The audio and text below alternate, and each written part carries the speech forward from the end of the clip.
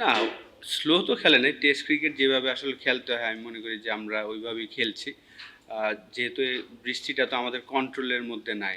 Uncontrollable জিনিস। তো আমি বলব যে আ স্টিল আমি মনে করি যে উইকেটে যে হেল্প আছে আমরা যদি আরেকটু কালকে সকালে একটু ভালো ব্যাটিং করে আমি মনে করি যে স্টিল এই ম্যাচ জেতা সম্ভব। ডে 5 আমি মনে করি যে আসলে এখনো আমরা বসি নাই কত রান করে আমরা ছাড়বো। কিন্তু অবশ্যই আমরা জিতার জন্য আ খেলছি এবং আমি মনে করি যে আমাদের যে বোলিং অ্যাটাক বিশেষ করে আমাদের স্পিন অ্যাটাক এবং ফাস্ট বোলিং অ্যাটাক নিয়ে আমি মনে করি যে আমরা যদি এনিথিং ৭০-৭৫ ওভার বল করতে পারি, কালকে যেহেতু যদি কোনো বৃষ্টি না হয় 98 ওভার খেলার অপরচুনিটি থাকবে। 75 ওভার বোলিং করতে পারলে আমি মনে করি যে আমরা জেতার সম্ভাবনা থাকবে ইনশাআল্লাহ। না, একদমই চিন্তার বিষয় না। কারণ লাস্ট টেস্ট সিরিজে যদি দেখেন যে আমাদের ৩ টা ইনিংসে আমাদের ওপেনিং পার্টনারশিপ অসাধারণ ছিল। ১০০ রানের পার্টনারশিপ ছিল। জয় ৩ ইনিংসে অলমোস্ট ২৬৫ রান বা ২৩৫ রানের মতন করেছিল। তা সাদমাম ৩ ইনিংসে অলমোস্ট ১৯০ প্লাস রান করেছিল। ২ টা ৮০ রানের ইনিংস ছিল। জয়ের কেরিয়ার বেস ১৭১ রানের একটা ইনিংস ছিল। এইখানে ২ টা ইনিংস রান হয়নি। কারণ আমরা জানি যে আমরা টসটা হেরে ব্যাটিং করেছি, অতটা সহজ ছিল না নতুন বলটা সারভাইভ করাটা। ২ টা ইনিংসেই হয়তোবা আমরা যেভাবে আশা করেছি সেটা হয়নি। বাকি ব্যাটসম্যানরা যেহেতু এক্সপেরিয়েন্স তারা কিন্তু চমৎকারভাবে কাভার করেছেন। আমি আশা করি যে নেক্সট ম্যাচই হয়তোবা আমাদের ২ ওপেনার আবার তাদের ফর্মে ফিরে আসবেন ইনশাআল্লাহ। আ উইকেটে স্টিল আমি মনে করি যে একটু তো হেল্প আছে। কিন্তু যাদের টেকনিক ভালো তারা কিন্তু সারভাইভ করতে পারছেন। এনিথিং আমার কাছে মনে হয় যে বললাম না যে 75 ওভার যদি আমরা বল করতে পারি এবং 260 এই ধরনের একটা রান যদি আমরা করতে পারি আমার মনে হয় যে ওই রানে জেতা সম্ভব হবে ইনশাআল্লাহ। না দেখেন আমি বলব যে ডে 2 তে পাকিস্তান টিম কিন্তু চমৎকার বল করেছেন। ডে 1 এও তারা ভালো বল করেছেন কিন্তু ডে 2 তে খুব প্ল্যান ওয়াইজ বল করেছেন এবং এই ইনিংস আমি বলব যে তারা পেস বোলাররা বিশেষ করে খুব চমৎকার একটা চ্যানেলে বল করেছেন। ইজি বল কিন্তু একদমই দেয়নি। তো সেই টেস্ট ক্রিকেট যেভাবে খেলতে হয় সেভাবেই আসলে আমাদের ব্যাটসম্যানরা খেলছেন এখন পর্যন্ত।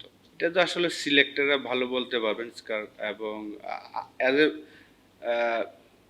ব্যাটিং কোচ বা যদি বাইরের থেকেও বলেন আমি বলবো যে ২ টা ওপেনারই কিন্তু ২ ইনিংস আগেই কিন্তু ৩ ইনিংসে অলমোস্ট 100 রানের পার্টনারশিপ দিয়েছেন এবং একজনের কেরিয়ার বেস্ট ইনিংস খেলেছেন ১৭১ রানের ইনিংস। সাদমান ২ টা টেস্ট ম্যাচে ২ টা ৮০ করেছেন। তো সেই জায়গায় ২ টা ইনিংস ফেল করলেই যে চেঞ্জ করা উচিত হবে এটা আমি মনে করি না। এই মুহূর্তে আমি ঠিক বলতে পারবো না, সিলেক্টররা ভালো বলতে পারবেন, ক্যাপ্টেন, কোচ বলতে পারেন। কিন্তু আমার চোখে আমি বলব যে যারা রিসেন্টলি ২ ইনিংস আগে পারফর্ম করেছে অবশ্যই তাদের অপরচুনিটি বেশি হওয়া উচিত। না, টেস্ট ক্রিকেটে স্টিল 98 ওভার বাকি আছে। কালকে যদি ওয়েদার ভালো থাকে তো আমরা আসলে এই যেভাবে টেস্ট ক্রিকেট খেলা উচিত আমি মনে করি স্টিল এই উইকেটে আপনাকে ভালো ব্যাটিং করতে হবে। আপনি যদি রিসেন্টলি ৪-৫ বছর টেস্ট ক্রিকেট দেখেন ওয়ার্ল্ডে ফার্স্ট ইনিংসের ৪০০-৫০০ করার পরেও কিন্তু থার্ড ইনিংস যদি ভালো ব্যাটিং না করেন রেজাল্ট আর নেগেটিভ রেজাল্টটাই হয়। তো আমি আমার কাছে মনে হয় যে আমাদের ব্যাটসম্যানরা ওইভাবেই খেলছেন। ২ টা টপ অর্ডার ব্যাটসম্যান রান করেনি কিন্তু পরে মমিনুল এবং শান্ত যেভাবে ব্যাটিং করেছেন 100 রানের একটা পার্টনারশিপ করেছেন এবং সেম ব্যাটিং অর্ডারই গিয়েছেন। মুশফিকও কিন্তু বাজে বল পানিশ করেছেন। তো আমার মনে হয় যে প্ল্যান সিম্পল ছিল। দেখেন মমিনুলের এটা 76 ওর টেস্ট ম্যাচ চলছে। তো বাংলাদেশের হয়ে 5000 রান করলো। তো এই ধরনের চ্যালেঞ্জ তো সে প্রচুর নিয়েছেন তার লাইফে এবং সে যে সাকসেস হয়েছেন এটা তার অতীতেও এরকম অনেক ইনিংস আমরা দেখেছি। এই ধরনের সিচুয়েশনে কিভাবে সে হ্যান্ডেল করতে হয় সেটা সে জানে। এক্সপেরিয়েন্সের কারণেই এই জিনিসটা হয়। কুলই ছিলেন। আমার কাছে মনে হয়েছে যে ও আ স্লেজের এগেইনস্টে কিছু করার চেষ্টা করেনি। স্লেজটা তো অবশ্যই দেখেন একটা পার্টনারশিপ হচ্ছিল।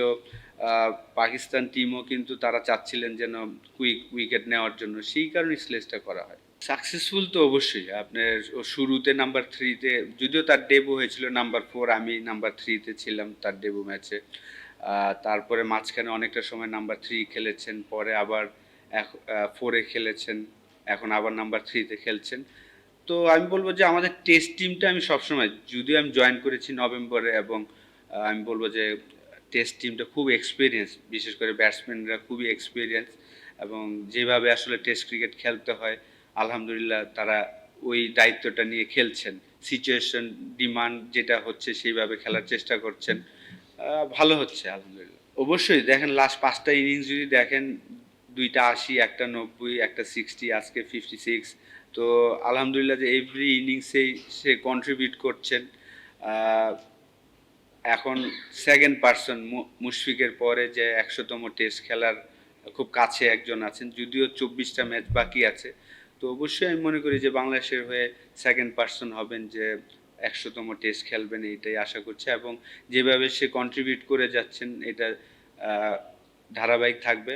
আশা করব যে 50টা যেটা বড় 100 করতে পারে, এটাই আশা থাকবে। শুরুর দিকে যেই মমিনুলকে আমরা দেখেছিলাম যে বড় বড় 100, সেই জিনিসটা যদি সামনের সিরিজগুলোতে হয়, সামনের টেস্ট ম্যাচে হয়, সেটাই আশা থাকবে। আর স্লো ব্যাটিং কই দেখলেন, এটা টেস্ট ক্রিকেট। টেস্ট ক্রিকেটে যেভাবে খেলতে হয়, এমন না যে সে তার স্ট্রাইক রেট 20-25, তার স্ট্রাইক রেট কিন্তু 47-50 থাকে। টেস্ট ক্রিকেটে আমরা যখন ক্রিকেট খেলতাম আমাদের বলা হয়তো ম্যাজিক ফিগার 3, এখন অবশ্যই ম্যাজিক ফিগার 4-এ চলে গিয়েছে, বা আপনি যদি অস্ট্রেলিয়া বা ইংল্যান্ডের খেলা দেখেন তাদের ম্যাজিক ফিগার 5 চলে গিয়েছে। তো সিচুয়েশন ডিমান্ড করে, যদি ফ্ল্যাট উইকেট হয় সেখানে তার স্ট্রাইক রেট হয়তো বা 65-70 হতে পারে। কিন্তু এই ধরনের চ্যালেঞ্জিং উইকেটে আমি মনে করি যে 40-50 স্ট্রাইক রেট থাকলো আলহামদুলিল্লাহ। দেখেন আপনার খেয়াল করতে হবে, আমরা কিন্তু লাস্ট টেস্ট খেলেছি নভেম্বরের 19 তারিখ বা 23 তারিখে শেষ করেছিলাম আয়ারল্যান্ডের সাথে। এর মাঝখানে কিন্তু 5.5 মাস আমরা টেস্ট ক্রিকেটের বাইরে ছিলাম। তো এই 5.5 মাসে আমাদের প্লেয়াররা হয়তো একটা বা দুইটা 4 ডে ম্যাচ খেলেছেন। যদি এই 5.5 মাসে যদি আমাদের প্লেয়াররা 10-12টা 4 ডে ম্যাচ খেলতো, তাহলে কিন্তু ওই রানের যে তাড়াটা বলতেন, ওই জিনিসগুলো আমরা অভ্যস্ত হয়ে যেতাম। আমাদের আহ, এই জায়গাটা কিন্তু তাদের জন্য, যারা টেস্ট খেলছে প্রায় 7-8টা প্লেয়ার, কিন্তু তাদের জন্য আবার জিরো থেকে স্টার্ট করতে হয় সিচুয়েশন। আর এই এত ভালো উইকেট কিন্তু আমরা রেগুলার খেলেও থাকি না, ইদানিং আমরা খেলছি। লাস্ট 6 মাস হয়েছে যে আমরা ভালো উইকেটে ক্রিকেট খেলছি। আগে কিন্তু চ্যালেঞ্জিং ছিল যে 220-30 করলে হয়তো আপনি রেজাল্ট নিতে পারবেন। আমরা এখানে ইংল্যান্ড এবং অস্ট্রেলিয়াকে হারিয়েছিলাম 230-260 করেই। তো এটা কিন্তু অভ্যাসের বিষয়। ভালো উইকেটেও আপনি হাই স্ট্রাইক রেটে খেলতে হলে তো আপনার ভালো উইকেটে রেগুলার খেলতে হবে। না, আমি এটা মনে করি না, কারণ বাংলাদেশ টিমে 15 জন, যেই 15 জনকে নেওয়া হয় তারাই বেস্ট, এবং বেস্ট প্লেয়ারদেরই টিমের সাথে থাকা উচিত।